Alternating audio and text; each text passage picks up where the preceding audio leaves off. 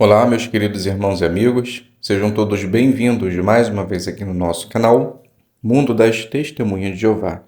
Nesse vídeo nós estaremos fazendo a reunião Vida e Ministério Cristão da semana 11 a 17 de novembro.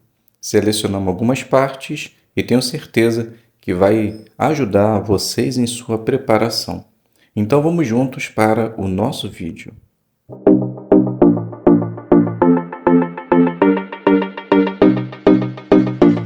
Então sejam todos bem-vindos mais uma vez aqui no nosso canal. É um prazer imenso ter vocês aqui semanalmente para juntos prepararmos as nossas reuniões. Espero de coração que esteja tudo bem com você, com sua família e que Jeová sempre possa estar abençoando a vida de cada um de vocês. Lembrando, somente se você ainda não é inscrito aqui no canal, já se inscreva, ative o sino, compartilhe as informações, deixe o seu like no final do vídeo. E caso você queira contribuir com o canal, você pode se inscrever na opção Seja Membro ou mandar um valeu demais, ok? Então vamos lá. Alguns irmãos me pediram para fazer essa parte, pediram com antecedência. Aí sim eu consigo preparar, dar uma analisada para que possa sair da maneira que realmente Jeová deseja. Então o tema de nossa consideração: esqueceram-se de Deus, seu Salvador. Então podemos iniciar da seguinte forma. Imagine um povo que é escolhido pelo Deus Jeová para ser seu povo escolhido. É protegido, é agraciado com as bênçãos de Deus, passa por dificuldade, Jeová protege, passa por situações difíceis e Jeová está do seu lado, faz coisas grandiosas para que eles possam ser salvos, mas mesmo assim, vez após vez, esse povo se rebela, faz coisas erradas, deixa o coração de Jeová triste. Já pensou nesse povo? Eu imagino que você já sabe muito bem quem é. São os israelitas, o povo escolhido por Jeová para ser sua nação preciosa. Eles esqueciam facilmente do que Jeová fazia por eles, tinha feito e estava fazendo. E por motivo às vezes simples, motivos que eu e você hoje também podemos passar, que é o medo. O medo às vezes faz as pessoas paralisarem, independente da situação. Pode ser que o medo faça com que a pessoa trave ou ataque. No caso dos israelitas, era a primeira opção. Eles paravam, eles travavam, eles não sabiam o que fazer. Veja só o livro de Êxodo, capítulo 14, o versículo 11. Eles disseram a Moisés: é porque não há sepulturas no Egito que você nos trouxe para cá, para morrermos no deserto? O que foi que você nos fez, tirando-nos do Egito? Não lhe dissemos no Egito: deixe-nos em paz para servirmos os egípcios? Pois é melhor servirmos os egípcios do que morrermos no deserto. Então pense só, Moisés já havia libertado os israelitas com o poder de Jeová, obviamente, passando pelo Mar Vermelho e levando ao Egito. Mas só que lá, devido às circunstâncias, provavelmente eles passaram por um período de fome, mas Jeová iria abençoá-los. Eles começaram a reclamar, perguntando a Moisés se havia tirado eles lá dos egípcios simplesmente para morrer no deserto. Então o medo fez com que eles ficassem resmungando contra aquilo que Jeová já tinha feito por eles e estava lhe abençoando. E Davi fala a respeito desse povo. Veja só o livro do Salmo 106, 7 ao 9. Nossos antepassados no Egito não deram valor aos teus atos maravilhosos. Não se lembraram do teu imenso amor leal, mas se rebelaram junto ao mar, o Mar Vermelho. No entanto, ele os salvou por causa do seu nome, para tornar conhecido o seu poder. Ele censurou o Mar Vermelho, e este se secou. Ele os conduziu pelas profundezas do mar, como que por um deserto. Então os israelitas eles viram o ato poderoso de Jeová abrindo o Mar Vermelho. Você já parou para imaginar se fosse no seu caso? Com certeza, eu particularmente teria a minha fé sólida em Jeová para sempre. Imagine um Deus que abre um mar para que você atravesse em solo seco. Com certeza, Ele fará tudo para que possa nos conduzir por segurança. Mas os israelitas não pensaram assim. Novamente, eles reclamaram quando eles começaram a passar fome. Eles se queixaram contra Jeová. Veja só o Êxodo, agora o capítulo 15, o versículo 24. Então, o povo começou a se queixar contra Moisés, dizendo: O que vamos beber? Agora o 16, 8. Moisés continuou: Quando Jeová lhe der carne para comer ao anoitecer e pão à vontade de manhã, vocês verão que Jeová ouviu as suas queixas que fazem contra ele. Mas quem somos nós? Vocês não estão se queixando contra nós, mas contra Jeová. Então Moisés deixou bem claro para eles que a queixa que eles faziam repetidamente não era contra ele, não era contra um homem, mas era contra o próprio Jeová que estava direcionando, protegendo, caminhando aquele povo para a terra prometida. Mas mesmo assim, quando passava por uma situação diferente, eles reclamavam de tudo aquilo que Jeová já havia feito por eles. E eles continuam, até mesmo quando eles ficavam ansiosos. Imagine, quando eles ficavam ansiosos, eles adoravam deuses falsos. Já parou para imaginar isso? Mas foi exatamente isso que os israelitas fizeram. Veja só o Êxodo 32:1. Enquanto isso, vendo que Moisés estava demorando em descer do monte, o povo se reuniu em volta de Arão e lhe disse: Vamos, faça para nós um Deus que vá à nossa frente, pois não sabemos o que aconteceu com esse Moisés, o homem que nos tirou da terra do Egito. Interessante, se a gente for parar para analisar a fala deles, era como que Moisés fosse ninguém, né? Eles falam: quem é esse homem que nos tirou da terra do Egito? Moisés já estava conduzindo eles por um longo tempo. Mesmo assim, parece que eles não depositavam nenhuma confiança em Moisés. Só queria o benefício que por meio de Jeová Moisés lhe dava.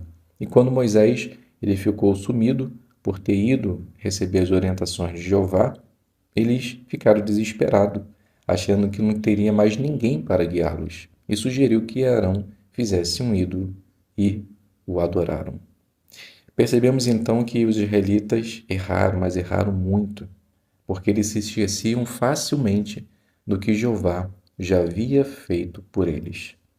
Então a pergunta para nós meditarmos é: quando passamos por desafios, por que é bom lembrar que situações específicas em que Jeová já nos ajudou? Bem, na gravura a gente consegue perceber que a irmã, ela está se lembrando do que os anciãos já fizeram por ela, talvez visita de pastoreio, aconselhando ela em momentos difíceis. Numa segunda gravura a gente percebe que há alimentos em frente à sua porta. Provavelmente ela deve ter ficado desempregada, passando por necessidade.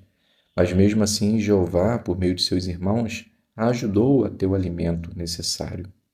E na última foto, a gente percebe ela junto com duas mulheres, provavelmente pessoas queridas, seus familiares, que teve que deixar para trás para de repente viver no outro território, no outro país, servindo melhor a Jeová. A gente consegue perceber que em cima da mesa tem uma fatura, provavelmente de uma conta atrasada.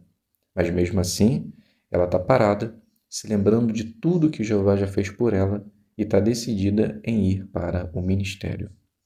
Então percebemos que as dificuldades que iremos passar na vida é uma coisa normal. Todos nós passamos por dificuldade. Mas a maneira como nós lidamos com ela é que queremos mostrar se realmente se esquecemos ou não do que já fez, do que Jeová já fez por nós. Então, meus queridos irmãos e irmãs, nunca seja como os israelitas. Lembre-se sempre do que Jeová já fez, faz e fará por você.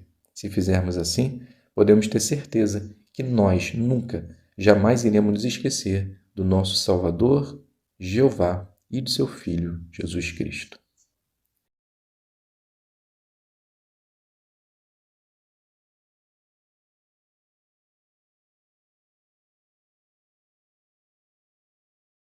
Vamos então iniciar a nossa consideração, como de costume, Fazemos sempre a leitura do texto que aparece em nossa apostila e hoje é o livro do Salmo 106, versículo 36 e o 37, que diz assim: Serviam a seus ídolos, e estes se tornaram um laço para eles. Sacrificavam seus filhos e suas filhas a demônios.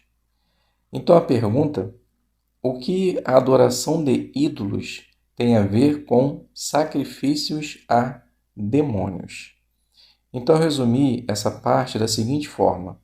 Na verdade, é quase toda a resposta que aparece em nossa apostila. Esses versículos associam a adoração de ídolos com sacrifícios a demônios. Então isso indica que a pessoa que usa ídolos pode vir a ficar sob a influência demoníaca. Por isso que a Bíblia nos exorta a guardai-vos dos ídolos. A segunda pergunta de nossa apostila: que joias espirituais você encontrou na leitura da Bíblia desta semana? Então agora iremos selecionar alguns versículos do capítulo 106 do livro do Salmo e fazer uma consideração à base deles. Então o primeiro texto selecionado é o versículo 2, que diz assim: Quem pode declarar todas as poderosas realizações de Jeová ou proclamar todos os seus atos louváveis? Jeová ele poderia usar qualquer um para ser portador das boas novas. Jeová poderia ter usado os próprios anjos, assim como foi usado algumas vezes para fazer a sua vontade. Mas Jeová preferiu usar eu e você para fazer isso, seres humanos imperfeitos e frágeis. Mesmo assim, temos essa rica oportunidade de proclamar suas realizações e seus atos louváveis. Que possamos nos manter sempre nesse trabalho. Agora o versículo número 4. Lembra-te de mim, ó Jeová, quando mostrares favor ao teu povo. Cuida de mim com os teus atos de salvação. Por meio de Cristo Jesus, temos a oportunidade de nos achegar a Deus e fazer a sua vontade. E desejamos fazer isso até o fim. E mesmo que venhamos a falecer, Jeová nunca, jamais esquecerá de nós. Ele sempre lembrará do nosso serviço sagrado dia e noite. E quando trouxer o alívio duradouro para toda a humanidade, mostrando favor ao seu povo, possamos estar certos que seremos lembrados por Jeová. Agora o versículo 12. Então tiveram fé na promessa dele, começaram a cantar louvores a ele. Quando a promessa de Deus toca o nosso coração, fazemos de tudo para mudar o nosso modo de vida, para que assim possamos agradar plenamente a Jeová. E isso desenvolve em nós um desejo de o louvar, divulgar sua vontade. Isso significa fé. A nossa fé deve ser constante e inabalável. Nada e ninguém pode mudar esse sentimento espiritual. Sendo assim, vamos continuar cantando louvores. O versículo 13 passa a nos dizer assim: Mas se esqueceram depressa do que ele havia feito. Não esperaram para saber as orientações dele. Esse versículo me ensinou que, em todos os aspectos da vida, precisamos da orientação de Jeová, para que tudo possa correr exatamente como Jeová deseja. Quando nos precipitamos em tomar uma decisão sem a orientação da palavra de Deus, pode ser perigoso. Sendo assim, jamais devemos nos esquecer de tudo que Jeová já fez por nós, quando seguimos a sua orientação. Sendo assim, ou sabendo disso, jamais esqueça de Jeová. O versículo 21 diz assim: Esqueceram-se de Deus, seu Salvador, aquele que fez grandes coisas no Egito. A nação de Israel esquecia com muita facilidade tudo que Jeová estava fazendo por eles, e se voltavam para fazer o que era errado.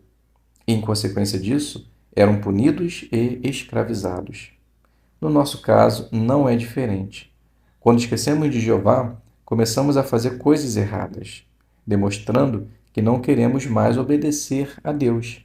Também iremos sofrer as consequências.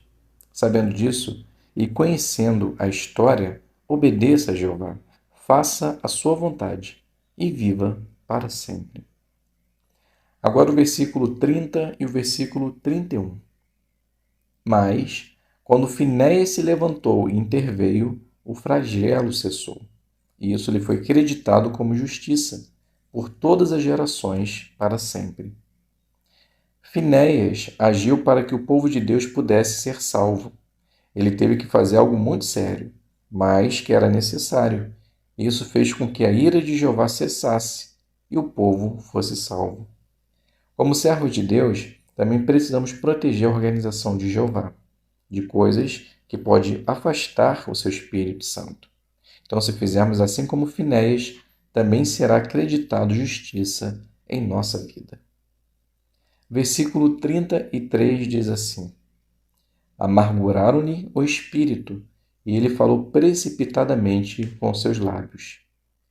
Quando estamos com o espírito amargurado, podemos falar coisas que depois iremos nos arrepender, mas infelizmente não será recuperável. Sendo assim, quando formos ofendidos e ficar com o espírito amargurado, ore a Deus. Peça ajuda do Espírito Santo e fique calmo, pois é melhor ficar calado do que jogar penas ao ar e nunca mais recuperar. Versículo 35 passa a nos dizer assim: Mas eles se misturaram com as nações e adotaram os costumes delas. Quando o povo de Deus não o obedecia e se envolvia com outras nações, eles sempre adoravam deuses que não era para ser adorado. Ou seja, percebemos que as más associações desvirtuava deles do seu caminho, os fazendo errar. Hoje não estamos livres disso. Por isso que precisamos fazer boas escolhas para que essas amizades não nos afaste de Jeová. Versículo 47 passa a nos dizer assim: Salva-nos, ó Jeová, nosso Deus, e reúne-nos dentre as nações, para que possamos dar graças ao teu santo nome e ter grande alegria em louvar a ti. Como servos do Deus Altíssimo, o nosso desejo é ser juntado como o povo escolhido, que terão a oportunidade de viver numa terra restaurada e em paz. Então, desde já, devemos louvar Jeová todo o tempo de nossa vida, dando graças ao teu nome. Se fizermos assim, podemos ter certeza que Jeová irá nos salvar.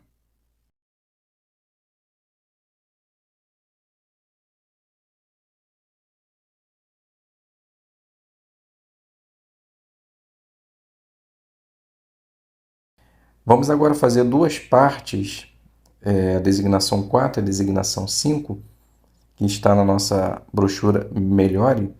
Iremos falar sobre simplicidade, o que Jesus fez e como podemos imitar Jesus. Então, a primeira parte ela será feita em forma de consideração. Ela aqui a fala tem 7 minutos, mas é óbvio que eu não farei essa parte de 7 minutos. Então, ela tem duas escolhas. Ou podemos mostrar o vídeo, ou podemos fazer a leitura do texto. Eu farei a leitura do texto, mas depois, se você quiser, pode ver o vídeo. Então, Mateus 6, 25 ao 27 diz assim: Por essa razão, eu lhes digo, parem de se preocupar tanto com a sua vida, quanto ao que comer ou quanto ao que beber, e com o seu corpo, quanto ao que vestir. Não significa a vida mais do que o alimento e o corpo mais do que a roupa?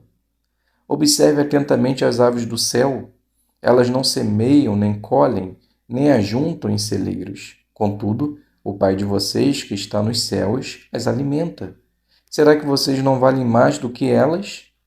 Quem de vocês, por estar ansioso, pode acrescentar um só côvado da duração da sua vida? Então, agora, com base nesse texto, nós podemos responder a duas perguntas. A primeira: como Jesus ilustrou o cuidado de Jeová por nós? Então, Jesus ele comparou o cuidado que Jeová tem com as aves do céu, pois elas não semeiam e nem colhem, mas Jeová as alimenta. Então, mostrando que nós, seres humanos, valemos muito mais do que as aves, mostrando assim que Jeová sempre nos ajudará também. A segunda pergunta: apesar de Jesus saber muitas coisas sobre os pássaros, por que ele se concentrou num detalhe simples? Porque esse foi um bom método de ensino. Jesus, embora soubesse muito sobre os pássaros, ele se concentrou apenas em como Jeová alimenta essas aves, mesmo elas não semeando e nem colhendo. Então Jeová, ele alimenta essa ave porque ele a ama e cuida bem dela, demonstrando assim o que ele fará ainda mais pelos seres humanos, seus servos, aquele que ele criou com uma mentalidade, um raciocínio para fazer a sua vontade. E esse foi um método simples porque fez as pessoas entenderem com simplicidade aquilo que ele estava ensinando. Então, à base disso, nós podemos aprender algo muito importante a respeito de Jesus. Quando ensinamos de modo simples, as pessoas se lembram do que ensinamos e nós conseguimos tocar o coração delas. Então, essa é uma arte de ensino que Jesus fazia com muita facilidade e que nós, servos dele, seguidores dos seus passos, devemos fazer igualmente se queremos falar com simplicidade e tocar o coração de nossos ouvintes. A segunda parte, ela também vai falar sobre simplicidade, mas agora, como podemos imitar Jesus? Então, nos pontos 3 ao 5, mostra exatamente como podemos fazer isso. Então, o primeiro ponto é não fale demais. Então, em vez de falar tudo o que você sabe sobre o assunto, concentre-se na matéria que está na publicação do estudo. Depois de então fazer uma pergunta, seja paciente, espere seu estudante responder. Se ele não souber a resposta ou disser algo contrário ao que a palavra de Deus ensina, faça pergunta, ajude-o a raciocinar, para que assim ele possa entender o ponto principal e dar continuidade ao estudo. Às vezes nós ficamos ansiosos, que o estudante responda a resposta certa, que praticamente a gente aponta a resposta que ele tem que dar. Então, o não falar demais vai ajudar a você ter paciência e deixar que seu estudante dê a resposta. O segundo ponto, ajude seu estudante a fazer a ligação entre o que ele já aprendeu e o que ele está aprendendo. Então, antes de iniciar uma lição, talvez falando sobre a ressurreição, podemos recapitular brevemente o que o estudante já aprendeu sobre a condição dos mortos. Então, vai ajudar a ele a entender agora o que o estudo vai falar, dando continuidade àquilo que ele já sabe. E o terceiro ponto, use ilustrações. Então, antes de usar uma ilustração, podemos nos perguntar: ela é fácil de entender? Será que ele conseguirá entender com muita facilidade e se lembrar do ponto principal? Ou será que ele vai se lembrar apenas da ilustração? Então, assim como Jesus, a ilustração ela foi simples e atingiu o ponto principal, que assim como Jeová cuida das aves, ele também cuidará de nós. Então, que o nosso modo de ensino, as nossas ilustrações que nós vamos fazer para o nosso estudante, realmente toque o coração deles. O livro de João 16:12 diz assim: Ainda tenho muitas coisas para lhes dizer, mas agora vocês não são capazes de suportá-las. Então Jesus sabia que nem tudo o que ele fosse falar para seus seguidores seria de fácil entendimento. Talvez eles nunca conseguiriam entender até chegar o ponto em questão. Isso se dá também com nossos estudantes. Não adianta falar muitas coisas, passar muitas informações na qual eles ainda não estão preparados para recebê-la. Então precisamos fazer com cuidado, com simplicidade, de uma maneira tranquila. Se fizermos assim, com certeza seguiremos de perto os passos de Cristo.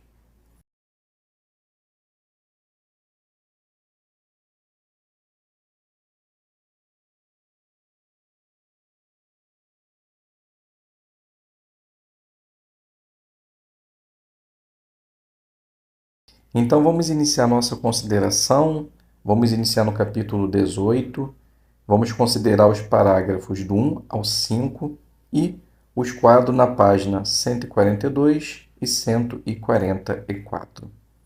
Então esse capítulo 18 ele tem o seguinte tema: incentivo para buscar a Deus e realmente o achar. Então vamos iniciar fazendo a leitura do parágrafo número 1 até o 3, que diz assim: Paulo está muito incomodado. Ele está em Atenas, Grécia, o centro de erudição onde Sócrates, Platão e Aristóteles ensinaram. Atenas é uma cidade muito religiosa. Em toda parte, nos templos, nas praças públicas e nas ruas, Paulo vê inúmeros ídolos, pois os atenienses adoram um panteão de deuses. Paulo sabe o que Jeová, o Deus verdadeiro, pensa a respeito da idolatria. O fiel apóstolo tem o mesmo ponto de vista de Jeová. Ele tem aversão a ídolos. O que Paulo vê ao entrar na ágora, ou praça principal, o deixa muito escandalizado. Enfileiradas ao longo do canto noroeste da praça, perto da entrada principal, há um grande número de estátuas fálicas do deus Hermes. A praça está cheia de santuários.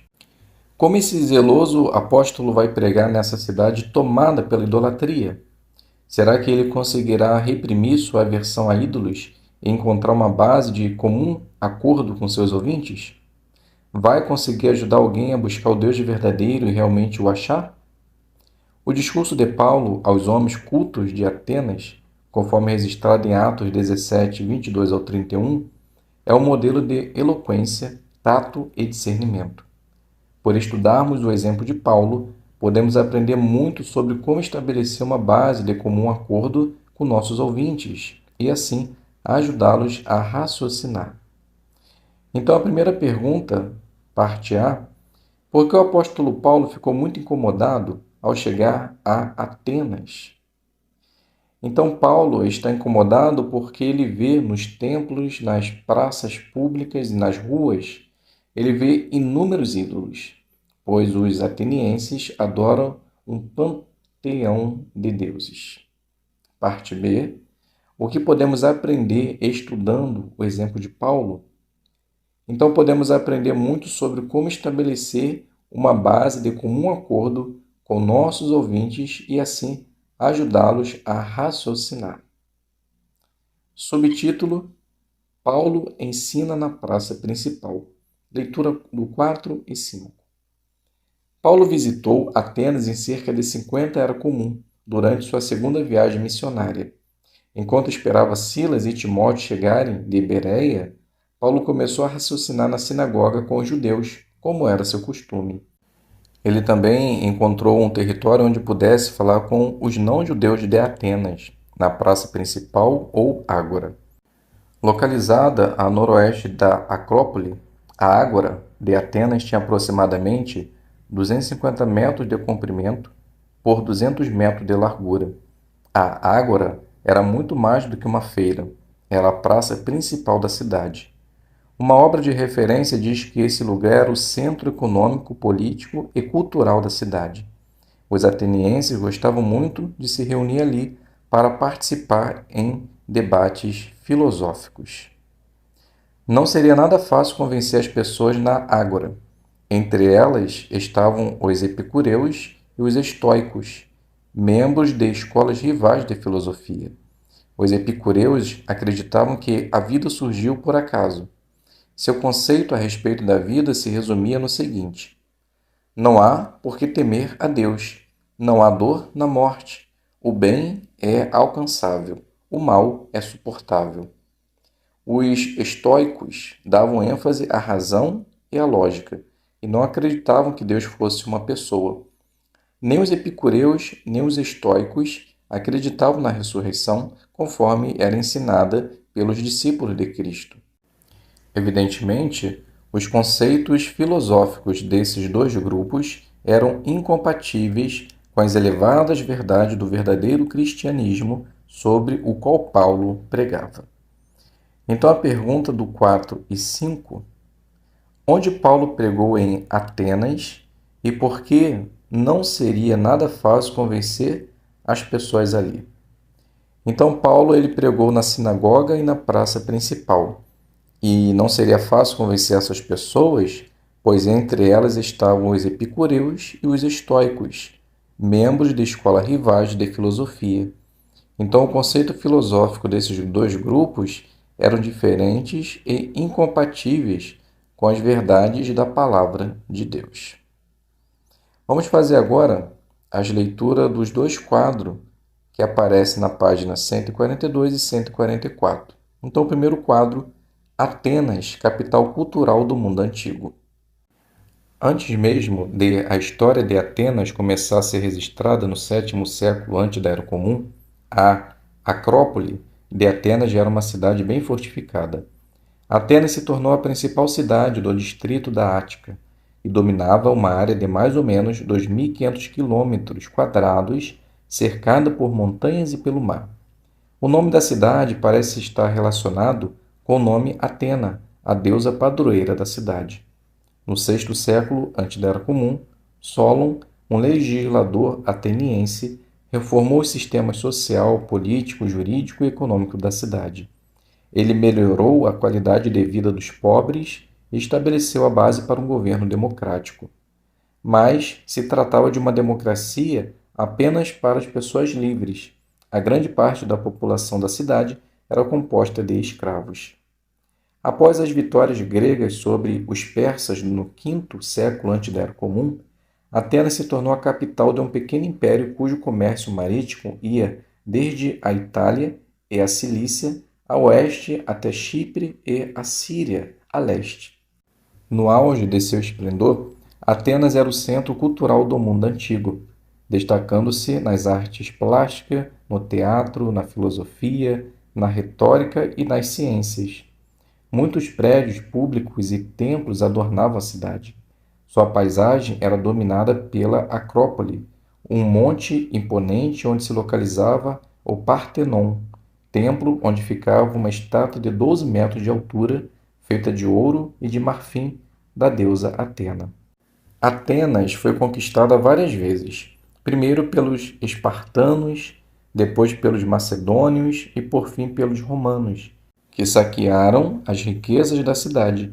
Mesmo assim, na época do apóstolo Paulo, Atenas ainda tinha prestígio por causa de seu passado glorioso. Na verdade, a cidade nunca foi incorporada a nenhuma província romana. Ela tinha autonomia jurídica sobre seus cidadãos e isenção de impostos romanos. Apesar de suas maiores glórias terem ficado no passado, Atenas continuou sendo uma cidade universitária para onde os ricos enviavam seus filhos para estudar. Agora o quadro na página 144. Os epicureus e os estoicos. Os epicureus e os estoicos eram seguidores de duas escolas diferentes de filosofia. Nenhum dos dois grupos acreditava numa ressurreição. Apesar de crerem na existência de deuses, os epicureus achavam que eles não estavam interessados nos humanos. Por isso, acreditavam que os deuses não recompensariam nem puniriam os homens e, portanto, orações e sacrifícios eram inúteis. Os epicureus acreditavam que o bem supremo na vida era o prazer. A falta de princípio moral caracterizava seu modo de pensar e suas ações. Mas eles incentivavam a moderação porque servia de proteção das más consequências dos excessos. Buscavam conhecimento apenas para se livrarem de medos e superstições religiosas. Os estoicos, por outro lado, acreditavam que todas as coisas faziam parte de uma deidade impessoal e que a alma humana emanava de tal fonte. Alguns estoicos criam que a alma um dia seria destruída junto com o universo. Outros acreditavam que a alma seria por fim reabsorvida por essa deidade. De acordo com filósofos estoicos, para obter felicidade era necessário seguir as leis da natureza. Então, meus queridos irmãos e amigos, aqui a gente finaliza a nossa consideração do estudo. Espero que possa ter sido de ajuda para vocês. Muito obrigado a todos pela presença, fiquem todos na paz de Deus e até um próximo vídeo, se Deus quiser.